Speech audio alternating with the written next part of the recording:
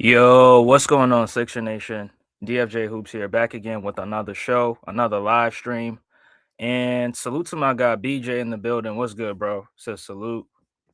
Um, I love the consistency. 3 days in a row. Let's go. Yeah, 3 days in a row, bro. 3 days in a row. Let's go. But I mean, what makes it even much better is that the Sixers are winning and the Sixers are also being consistent. So yeah, you gotta show the Sixers some love. But appreciate you, bro. Appreciate you. I just wish I could say the same thing for the Cavs, but the Cavs are not playing. They're not that good, right? The Cavs are not good. So, but hey, I'm wishing y'all good luck though. But yeah, once again, appreciate y'all for tuning in. Appreciate y'all for tuning in. Make sure you smash that like button as soon as you come in. I see 3 people in here. Yeah, make sure y'all smash the like button. But let's not waste any more time. Let's get right into this. So the 76ers took on the Dallas Mavericks at home in a back-to-back, the second hand on the back-to-back at home. And the Sixers, they was in the throwback jerseys, shout out to them.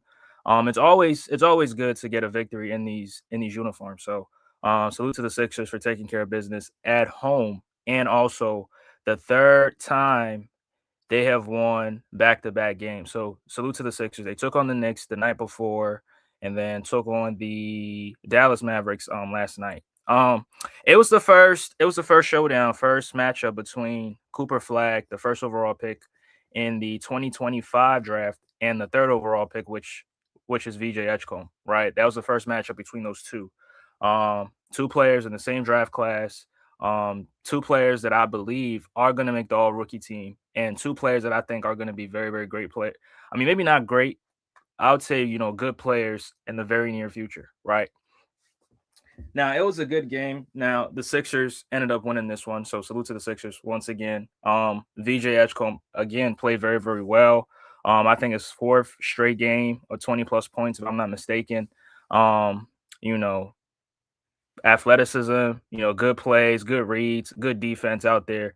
He really played a very good game last night. So salute to VJ Edgecombe. Now let's get right into this. So in the first quarter, I mean the Sixers were playing back to back, so I was expecting a little bit of fatigue because they went down to the wire against the New York Knicks, and playing back to back. Now obviously, if y'all didn't notice or realize, these two did not play. Right, these two players on the screen, they did not play. Salute to my guy White Square in the building. Appreciate you, bro. He says VJ by far looks better than Cooper Flag. Yeah, but I mean, again, I mean, VJ's on a better team than Cooper Flagg. I think Cooper Flagg is playing with better player in Anthony Davis.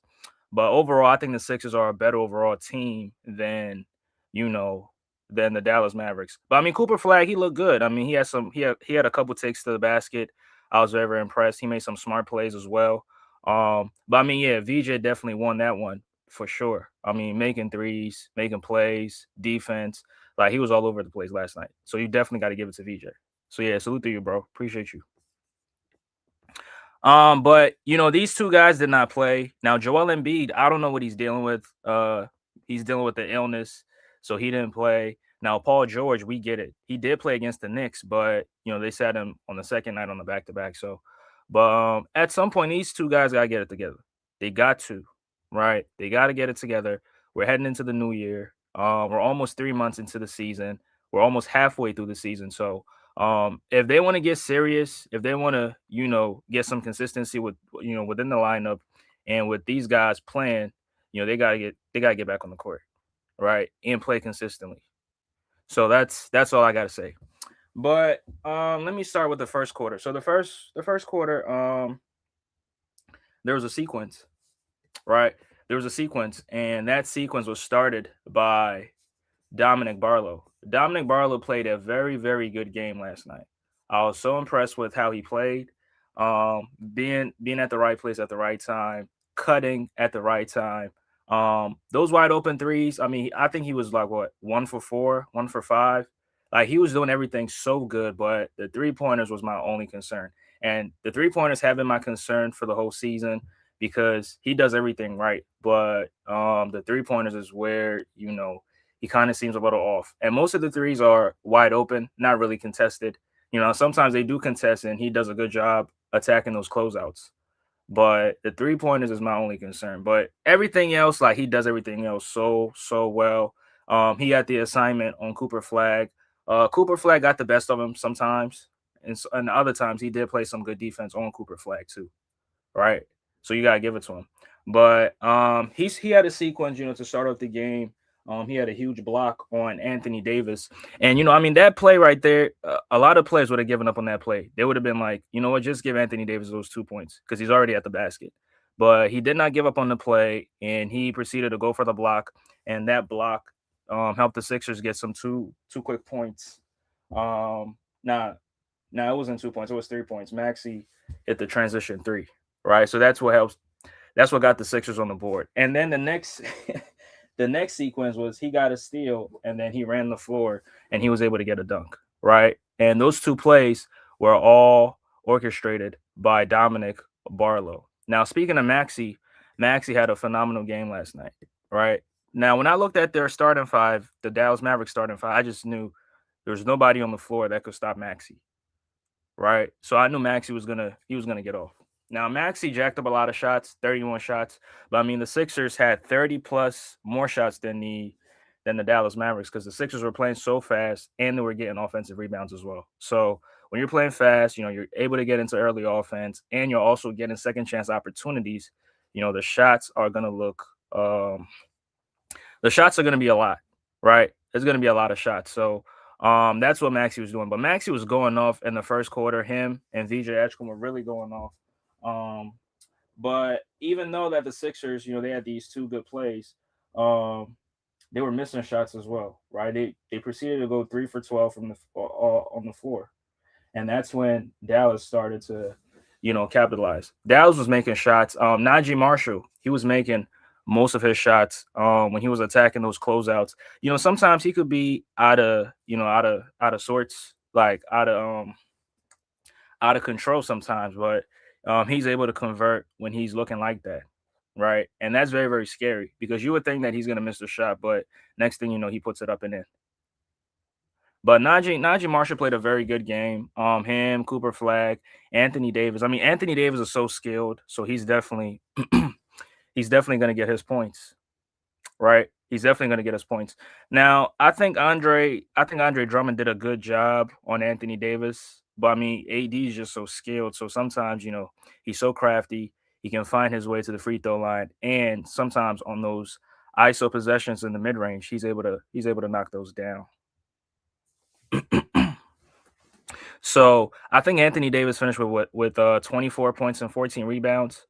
But I mean, I think Andre Drummond did a good job. Right now, Drummond himself had 14 or 13 rebounds himself. Right, back to back double digit rebounding performance from Andre Drummond. The night before, against the Knicks, he had double digit rebounds. Right, so I felt like he did everything. He did everything that he could. Did everything right. Also getting the Sixers some of those offensive rebounds as well, which helped the Sixers, score a lot. I think later on in the game, not early, because early they went 3 for 12. But Quentin Grimes. And speaking of Quentin Grimes, let me get him on the screen. Quentin Grimes had a sequence where he missed back to back wide open layups, and I was saying to myself, Quentin Grimes needs to get investigated because there's no way. Now I can deal with, missing shots. I can deal with missing jump shots, missing threes, get into the mid range, get into your spots, those sweet spots on the floor and missing those mid range. I can live with that.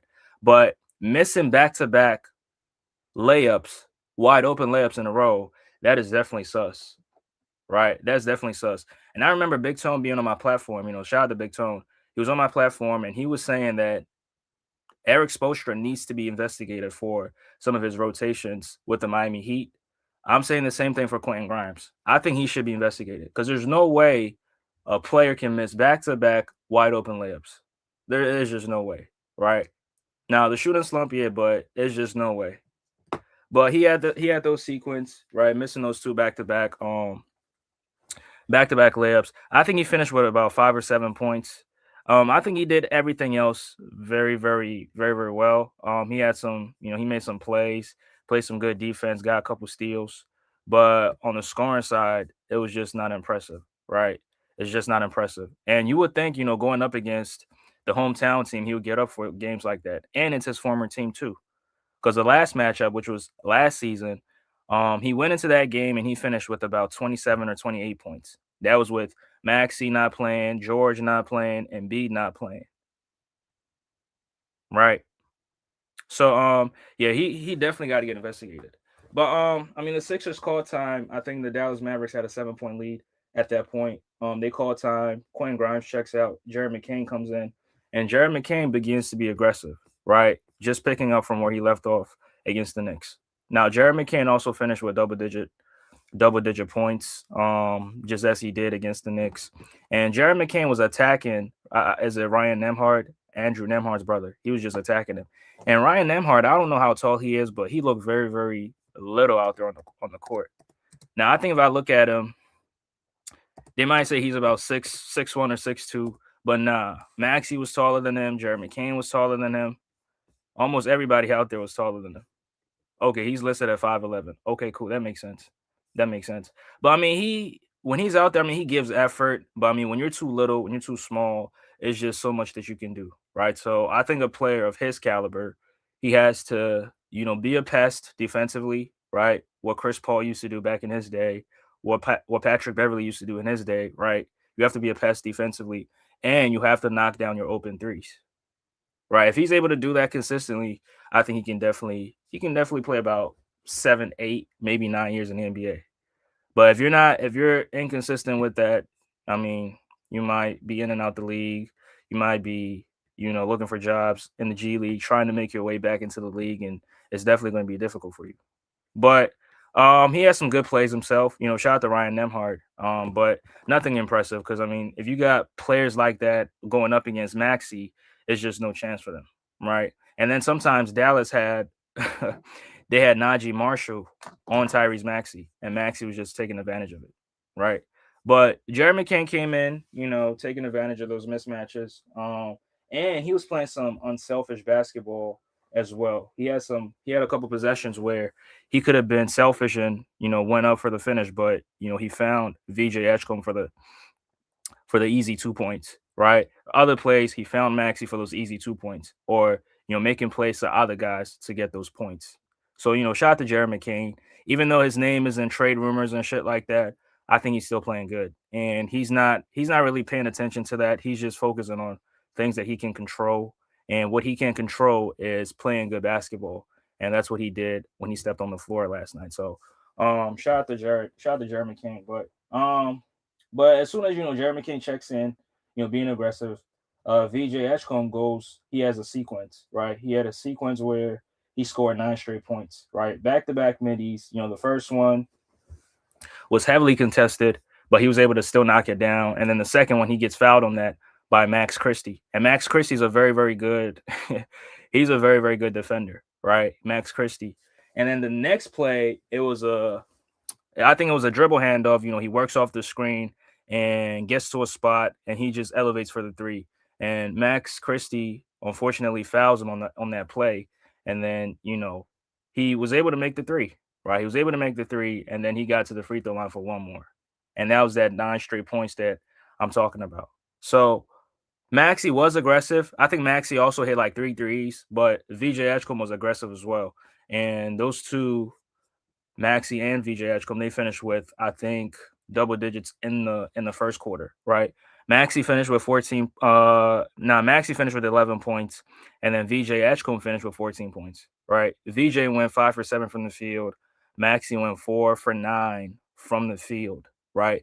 And then the Sixers regained the lead, and they finished the first with an 8 point lead, right? I think they put up 38 points, and then Dallas put up about 30 or 31 points, right? So even though they were fatigued, even though they were tired, playing against the Knicks, they still came out here and they were still making shots, right? Making shots and also playing defense. One thing about Dallas is that they don't want to play against your half court defense. So they're trying to get out there and run. right? Trying to score before the defense gets set.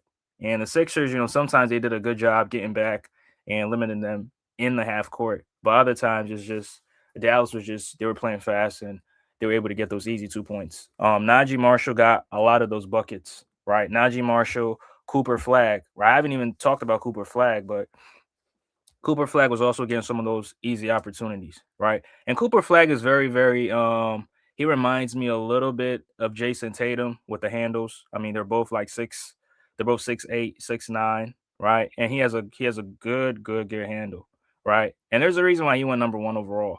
And early on in the season, I kept hearing people saying that he might be a bust. I mean, I don't know how you can say that because this kid has been showing a lot of flashes of a potential superstar, right? So people saying that, I think it's just jealousy. It's just jealousy, and it's the fact that Cooper Flag is not on their team, right? Because Cooper Flag is definitely the handles, the shot making ability, and he's very, very smart too, right? He's very, very smart as a rookie, right? He's able to make some of these reads where, okay, rookies are not supposed to be that good early on in their careers, right? Now you can say the same thing for VJ Edgecombe, right? You can say the same thing for VJ Edgecombe, but I think Cooper Flag is just he just does something on the floor that's very, very special. So I think we should all look out for him. But yeah, the Sixers go into the second frame, second quarter, and Dominic Barlow again, making plays to start off the quarter. And Dominic Barlow had a very, very good game for himself. I was so proud of him. He finished the game with 20 points, right? 20 points. And most of his points were straight off hustle. Getting offensive rebounds, going back up, running the floor and being fed in transition, attacking closeout sometimes. Now, I don't know why Dallas was trying to run him off the line because he wasn't making those threes early on, right? In the first half, he wasn't making any threes. But because they were trying to run him off the line, he was able to put the ball on the floor, get in between or get in the paint and able to finish, right? Which is very, very it helps, right? It really helps because it adds additional space into the floor. And once you get in the middle of the floor, you can make plays there. Right now, I don't trust him with his playmaking. Well, I don't trust him with his passing ability or trying to make reads when he gets in the middle of the floor. But if he's able to get there and finish, as an offense, you would definitely take that, right? You would definitely take that. And sometimes he's able to make these timely cuts, right? There was a sequence where Andre Drummond found him 2 times, and Andre Drummond was making some good passes too. Salute to him. Um, one over the head pass and one bounce pass to a cut in Dominic Barlow, and Barlow was able to finish at the rim, right? So those plays really help the Sixers a lot. It really helps the offense because it's not because the Sixers will not have to rely upon Maxey and VJ Edgecombe to create something every single time, right? If other guys are able to make plays, guess what? Maxey and VJ can take some plays off, and then when it matters, right? When it's crunch time or when they're supposed to step up, they can step up huge for the team. But everybody being able to make plays that really helps the offense, right? It really helps the offense and makes it an equal opportunity offense too. But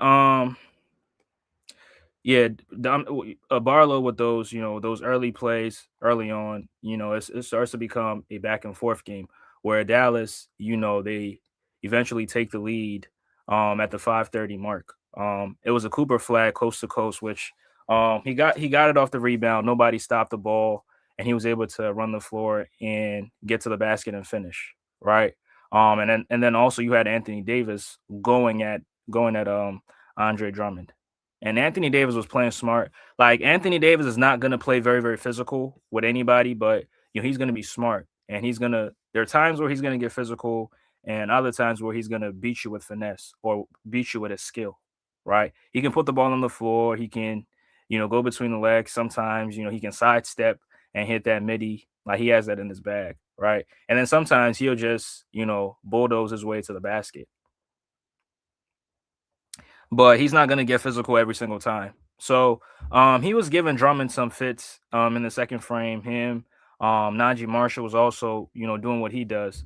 Now PJ Washington and those other guys, um, not nothing really extraordinary in this game.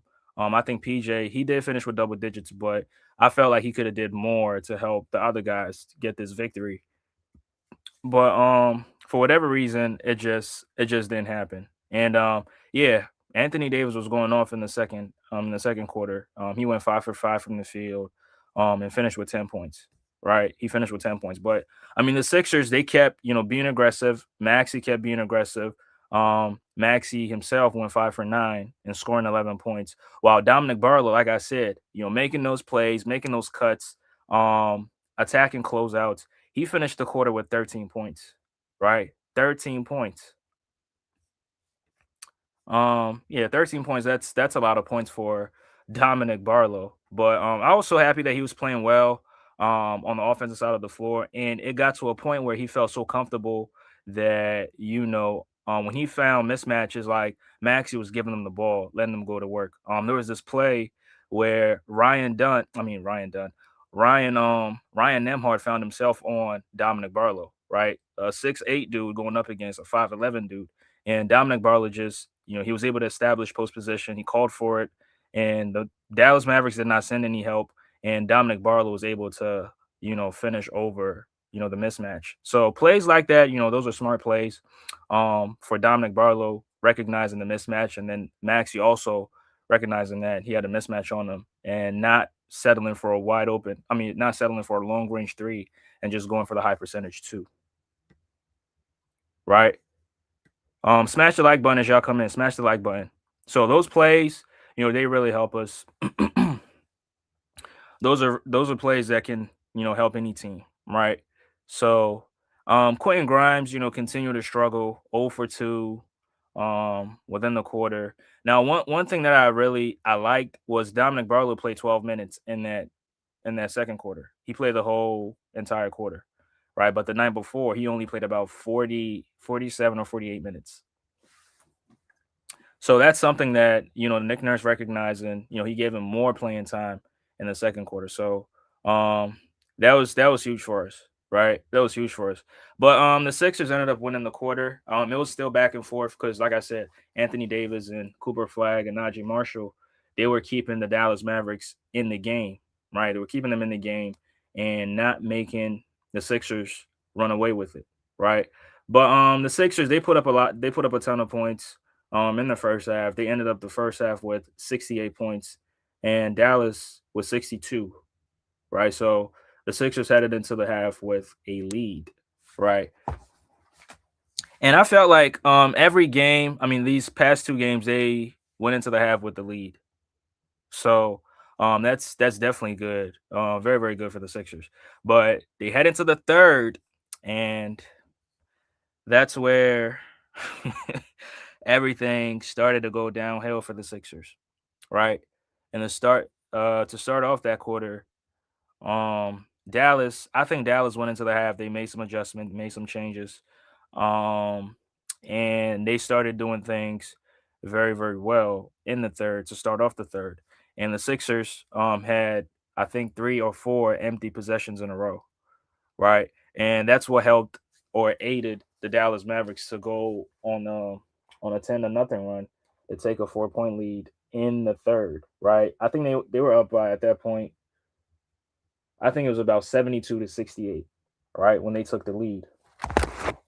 And smash the like button as y'all come in. Smash the like button. But they took the lead, but the Sixers, they called time. They talked some things through. Nick Nurse walks them through certain things. They come back in, and the Sixers they go on a 6-0 run on them by themselves to retake the lead again. Right, I think in that sequence, VJ had a layup. Dominic Barlow hit a three, which once he finally hit that three, you could tell how happy he was because he was doing everything right. Like I said, doing everything right, but the only thing that wasn't going his way is the threes. But he was able to knock one down, and him being able to see one go through the basket, he was very very happy. But yeah, Dallas was still not going away. Dallas was still around, hanging around, playing hard, and making it a back and forth because they retook the lead again, right? They retook the lead and they were generating some high quality looks and catching the Sixers off guard in transition a lot, right? That's where you saw Cooper Flagg being the point forward that he is, right? Making plays for his team as well, and also finishing at the basket by himself, right? I think PJ Washington also had a stretch in that quarter. PJ Washington, Najee Marshall went like 8 for 8 in the game before finally missing his missing his next shot, which was in the fourth quarter, late. I think midway through the fourth quarter. That's when he missed his next shot. But those guys were really playing hard, and they had guys coming off the bench also playing some good defense. Max Christie, like I said, they had this player Brandon Williams. I don't know if y'all know about him, but he was playing some good. He was playing some good basketball in the third, and then they had Klay Thompson, right? They had Klay Thompson out there, playing some good, making shots. And Klay Thompson was looking like Klay Thompson was looking like Maxey Kleber out there. When he first came in, when he first checked in, I thought it was Maxey Kleber. And I looked closely and I was like, oh, that's Klay. And it was like, damn, he's really coming off the bench. And it was very surprising, right? Very, very surprising to see Klay Thompson come off the bench. Salute to my guy Humble. He says VJ is better than Cooper Flagg. I don't know why you keep saying that. I mean, as of right now, I would definitely go for VJ, but Cooper Flagg is not a bust like you trying to make him out to be. Humble. Cooper Flagg is good. Cooper Flagg is very, very good. He said Clay's trash. Yeah, Clay. I mean, he's year what? Year 15, dealing with all them injuries. Yeah, they'll definitely catch up to any player. So yeah, it's not even his fault, right? It's not even his fault. But I mean, I feel like he had some good moments. It was only at the last minute where he kind of fucked up, and that kind of won the Sixers the game. But I'm gonna get to that in a few minutes here, right? But so Quentin Grimes finally was able to get his first field goal to drop, and like I said, Quentin Grimes needs to be investigated because there's no way somebody that good all of a sudden could be played that bad, right? There's no way that could happen. So he said Cooper Flagg is on a good team, DFJ. Is he?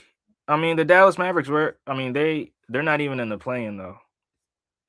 So I don't know if it's a good team, and they don't have Kyrie. They ain't got no Kyrie, so it's not a full team. You're not a fan. Yeah, I understand.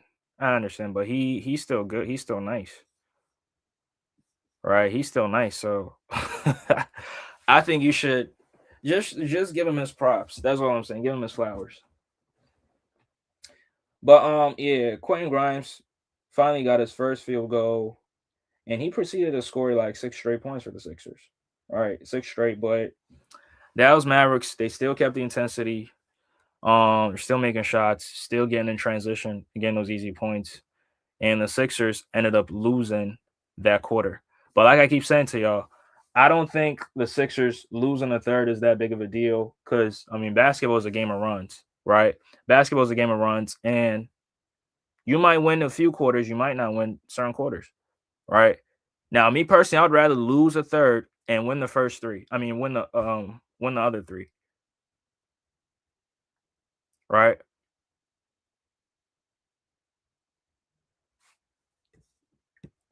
He says never. Same way how you feel about Allen. I'm gonna keep it like that. But I mean, the talent gap between Jared Allen and the Cooper Flag, like it's not the same. You feel me? It's not the same. So, um,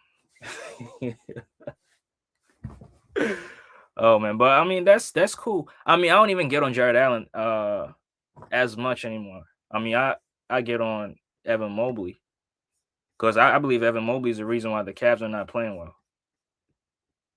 right? So that's who I get on, not Jared Allen. But yeah, so the Sixers heading into the fourth, down by 6, which Sixer fans and these Facebook in these Facebook group chats and Instagram group chats and all these group chats that I'm in, the Sixers lost the third quarter again. They're gonna lose the game. And I'm like, yo, y'all need to chill, right? Y'all need to chill. Because the Sixers were in control of the first half, right? The Sixers were in control of the first half. They outplayed the Mavs in the first half. Now the Mavs were able to, make a few shots, catch the Sixers off guard and transition and make a couple shots in the third. Okay, that's cool. But let's see how the Sixers would respond heading into the fourth. And the Sixers, fairly enough, the Sixers have been a very good fourth quarter team, and especially in the clutch too. Now sometimes they do fuck up, right? Sometimes Maxey gets trigger happy and then he jacks up a three, 17 seconds left on the shot clock. Right. But I think overall the Sixers have still been a very, very good fourth quarter team. And I think that's what matters most, right? If you can get the game close in the clutch, you give yourself a chance to potentially win the game. So the Sixers, they get in the fourth, and Jared McCain, they run their patented, flip action. Jared McCain finds himself wide open in the corner three, and he's able to knock one down. And then the very next play, off of offensive rebound, Adem Bona gets it in the corner, and he's able to knock down the corner three. Right now, that was his second career 3-pointer. Right, he didn't really shoot the threes in his rookie season. I mean, he's not that good of a 3-point shooter anyway. He's not that good of a shooter. Sometimes he gets to the line and he's able to knock down free throws. But as an outside shooter, not so much, right? And Adem Bona had a good game himself. I think he played for the most part in the second half. He played more minutes than Andre Drummond. Now I don't know if because Drummond is dealing with a ankle, I think it's an ankle sprain or whatever, so he didn't really play that much in the second half. But I mean the Sixers still Adem Bona was still playing some good defense, right? Playing some good defense on Anthony Davis. Now Davis is gonna make shots. Davis is that skilled, right? He's gonna use finesse and use skill and use his shot making ability to put up points. But I felt like Adem Bona was still being, playing some good defense, trying to box him out. I mean, Adem Bona's he's undersized, right? Even though he's listed as 6'10", I don't think he's 6'10". I think he's about 6'8", maybe 6'9".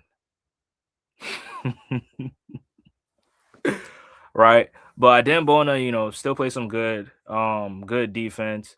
Sometimes, he was able to get some offensive rebounds as well. Um, Hold on, looking at it. Yeah, right.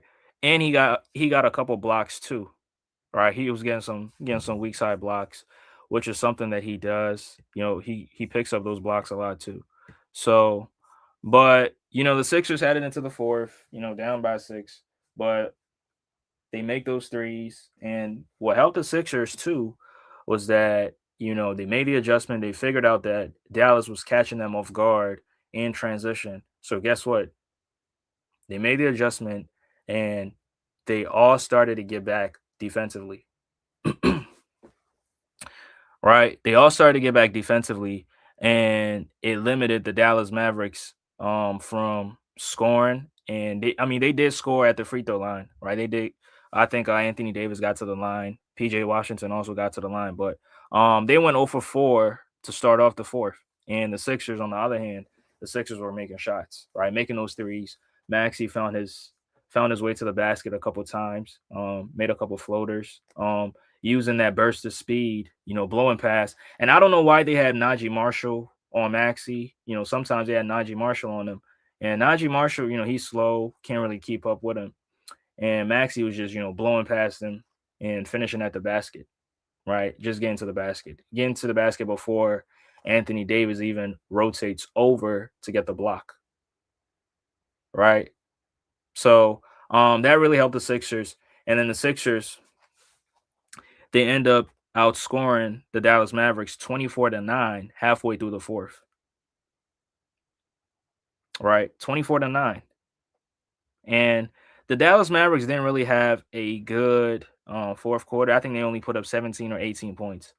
But I think at some point they started, making shots And in the clutch, it came down to the wire, right? They were only down by 5 in the clutch. But yeah, so it was a close game. But VJ Edgecombe, again, like he did against the Knicks, making shots. Maxey making shots, getting to the basket, shooting threes.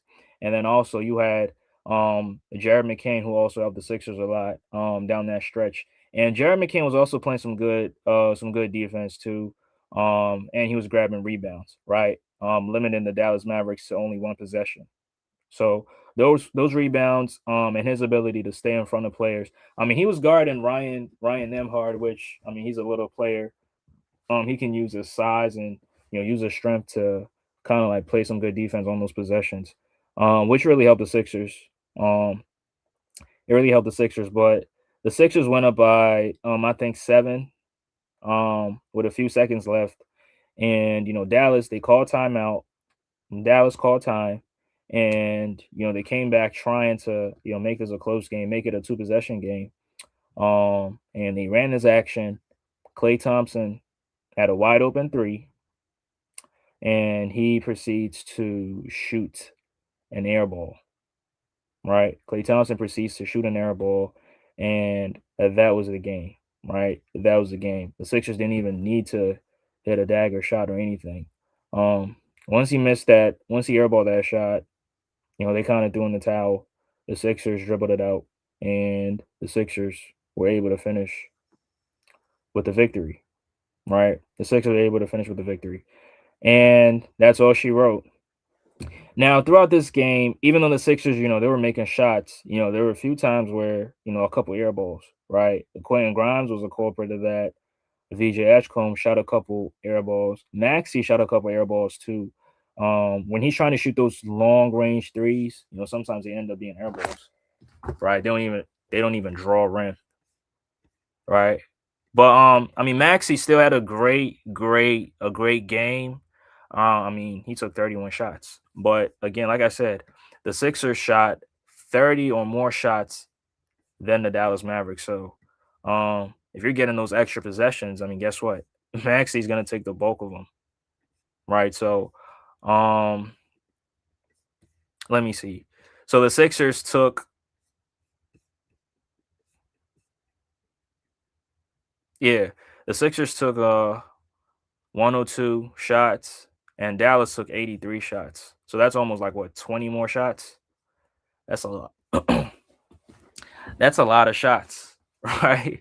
That's a lot of shots. And, with those possessions, he says, DFJ, in your opinion, what makes Tyrese Maxey special beyond the stats?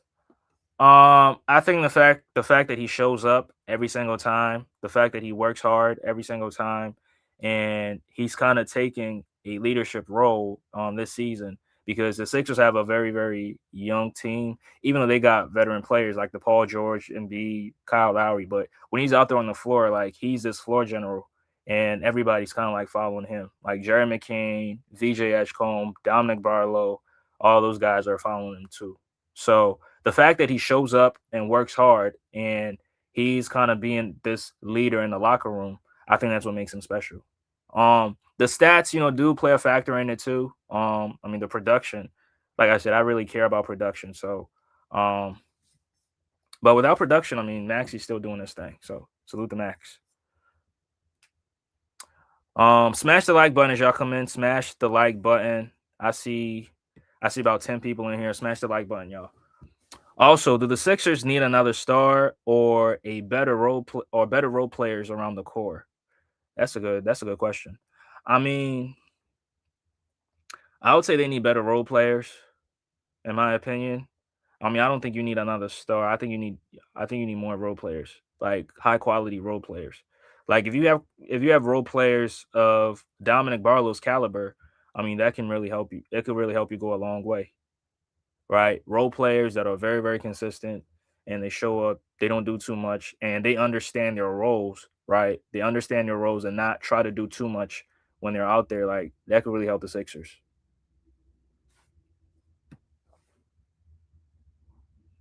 If you could fast forward 3 years, what do you hope the Sixers team look like? I hope they look like a contender. I hope they look like a contending team. I hope they look like a championship team. Yeah, definitely. But I hope, again, VJ develops into this two-way player that I kind of see him as. I think VJ is the next is he's going to be the next two-way player, right? Now, I don't know if he's going to be an elite two-way player like a Kawhi Leonard, like a Jimmy Butler. Like, there's levels to the two-way player. Like, there's levels to that hierarchy. But I believe he's going to be a two-way player. Now, will he be 25 points per game good plus great defense? I don't know. But I think a 20 a 20 point per game score with good defense or with great defense, yeah, I can definitely see that from VJ Edgecombe. I think the biggest thing holding the Sixers back is the health, right? The health, guys being in and out the lineups. The Sixers missing Matt. I mean, they missing Paul George, Embiid, Kelly Oubre, Trendon Watford. I think Trendon Watford should be traded, right? I think Trendon Watford should be traded. And Kelly Oubre, like health is still holding this team back. But I mean, I think they're getting healthier, and yeah, they're getting healthier. In the season, as it progresses, I hope they can all be on the floor at once, and we can see what this team looks like. But yeah, I want to go through the stats right quick, and then yeah, I'm gonna get up out of here. So Cooper Flagg, 8 for 16 from the field. He finishes with 24 points, 3 assists, 4 rebounds. And oh yeah, one more thing: the Sixers were really turning the Dallas Mavericks. They were really turning them over, like forcing these turnovers. And the Sixers did the same thing against the Knicks the night before, right? They were doing the same thing the night before. So, um, that's a good strategy, right? Dallas had 18 turnovers. The Sixers only had 8. So, I mean, that helps you get extra possessions if you think about it, right? That helps you get extra possessions along with the offensive rebounds.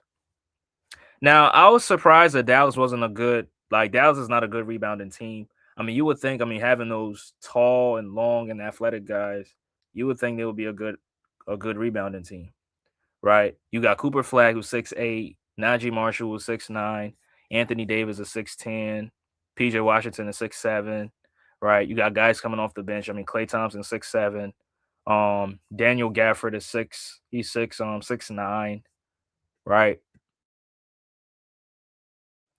Now, I think Derek Lively the second is it Derek Lively the second or the fourth?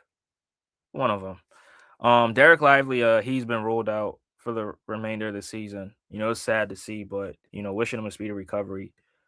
He's from out here, so definitely wishing him the best. But yeah, I thought they would be a much better rebounding team than what they showed last night, but it wasn't. Yeah, I mean, Anthony Davis did his thing, right? 15 rebounds.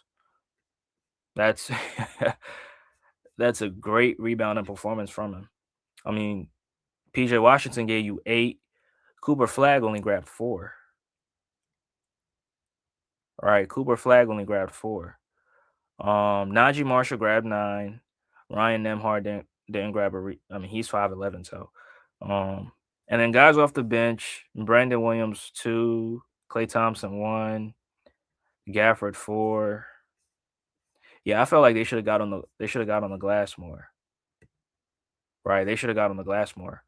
But I mean, Cooper Flagg 24 points, PJ Washington 15 points, Anthony Davis 24 points.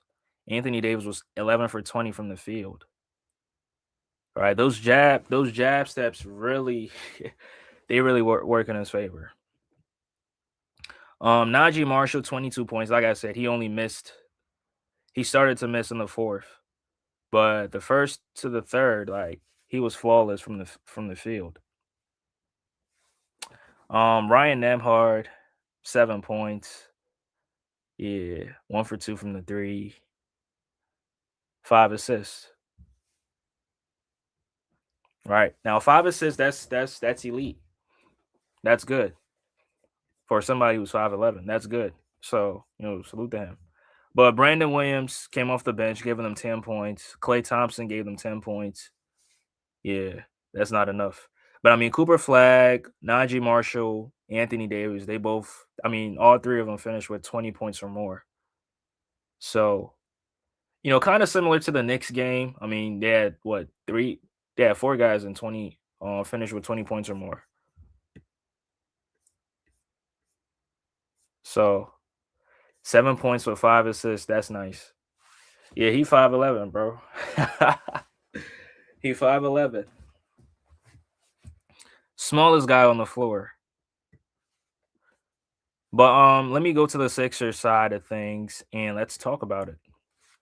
So Quentin Grimes, 2 for 9 from the field, 6 points. So I think all 6 points came in that third quarter, right? Because he had that sequence, 6 straight points, all in the third. But Dominic Barlow, 9 for 13 from the field, 21 points. And like I said, he did struggle from the three. He finally hit that one in the third, but he got to the free throw line.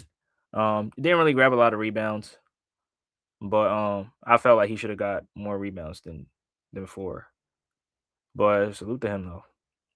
Andre Drummond, 12 rebounds, 6 points. Right. So I felt like if he played more in the second half, he probably would have, gotten a double double.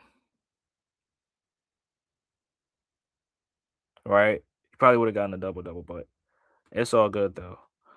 VJ Edgecombe with 26 points, 4 assists, 6 rebounds. Yeah, you can say he outplayed Cooper Flagg, which is fair. But I felt like Cooper Flagg also had a good game. Right, he had a good game. Maxey went 15 for 31 from the floor. 31 shots is a lot of shots. Right, 31 shots is a lot of shots. But he ended up finishing with 38 points, 4 assists, and 2 rebounds. Right, but again, Maxey plays so fast. Like when he gets it off the rebound, or when somebody gets it off the rebound and hands it to him, like he's able to get to the rim in like 3 seconds. Right, he's very very fast. And the Sixers also, as a team, the Sixers really play fast, so they're able to get these extra possessions. Right, they're able to they get up a lot of shots because they're playing fast. When you play fast, you get to take a lot of shots. Right, so that definitely played a factor into it.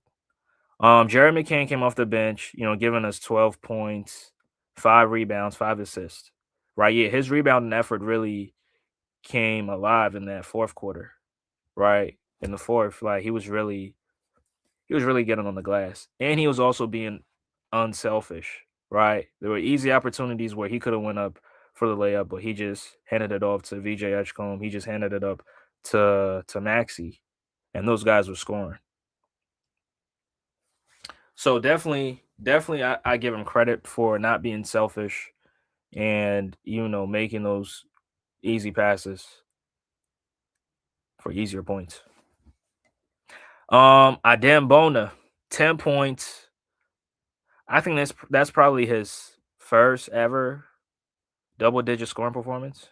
I could be wrong, but yeah, 10 points, 8 rebounds. So he really got on the glass.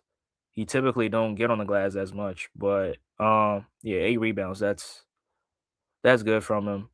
Jabari Walker coming off the bench, 8 rebounds as well, 2 points, and the Sixers ended up winning. Right. So a good team victory. Good team victory. He says top.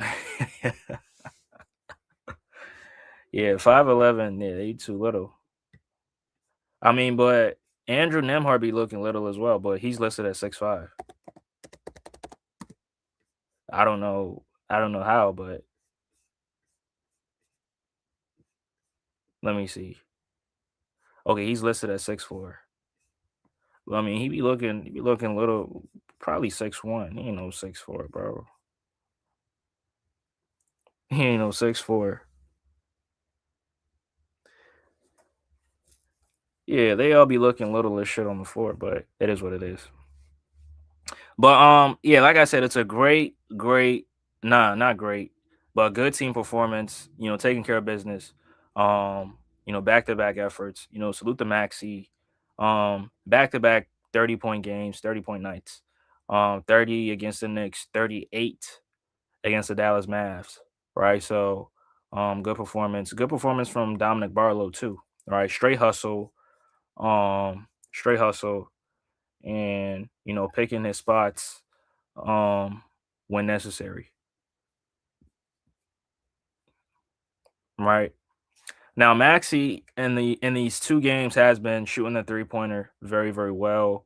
I think he made six threes against the Knicks and made five against the Mavs. So um great shooting out there. Right, great shooting out there. Hopefully it can be consistent, moving forward. Now looking at the Sixers next game, looking at the schedule, hold on. Now I know they take on the Brooklyn Nets, which I mean, come on, man. Yeah, so they take on Brooklyn on Tuesday night, at home, and then the next time they play will be in Chicago, right? But yeah, they beat the Mavs, 121, 114. Okay. But the next couple games, Paul George should be back and playing. I'm expecting Embiid to be out there. Embiid might come out there and play against the Brooklyn Nets, right? Man, he only wants to play against the bottom feeding teams. That's sad. But yeah, Embiid might be out there. Um, yeah, he should play in the next three games. I mean, there's no back to backs, right? But the Sixers will not be playing on Christmas night, so or on Christmas Day, which probably the first time in a few years. Cause I mean last season they played against the Boston Celtics, a very, very good a very, very good game. The year before they played the Miami Heat, year before they played the Celtics again. So I mean they've been playing on Christmas for a long time, um but this year the NBA said, nah, you ain't playing on Christmas. So yeah, that's not the Sixers' fault, right? That ain't yeah, that's not their fault. But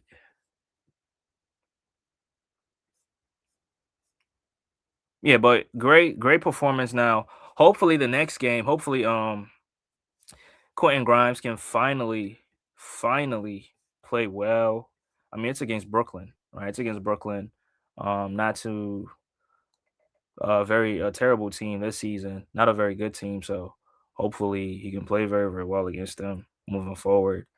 Um, but I think, hopefully maybe we might get, Kelly Oubre out there on the court. I don't know how long he's gonna be out for, but hopefully Kelly Oubre can get right back on the court. Let me see. Kelly Oubre. Mm,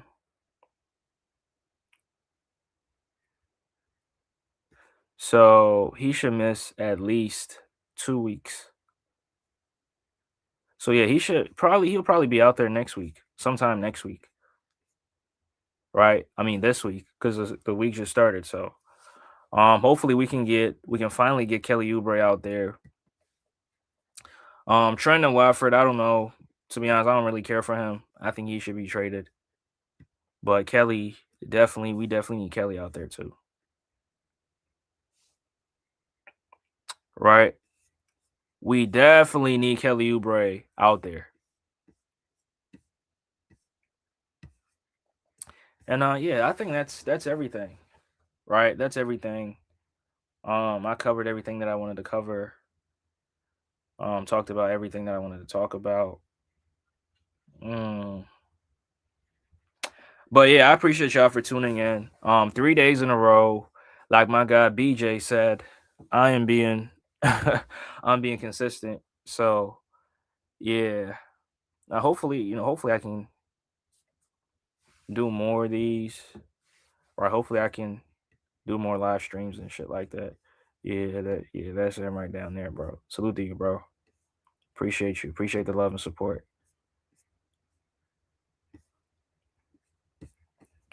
Appreciate the love and support. But so I think the Sixers will probably practice tomorrow, and then yeah, they'll probably rest tonight. They'll probably be off today, and then probably practice tomorrow. But I think some guys are still gonna go out there and put up shots. Maxey, Edgecombe, Grimes, they gonna still go out there and put up shots.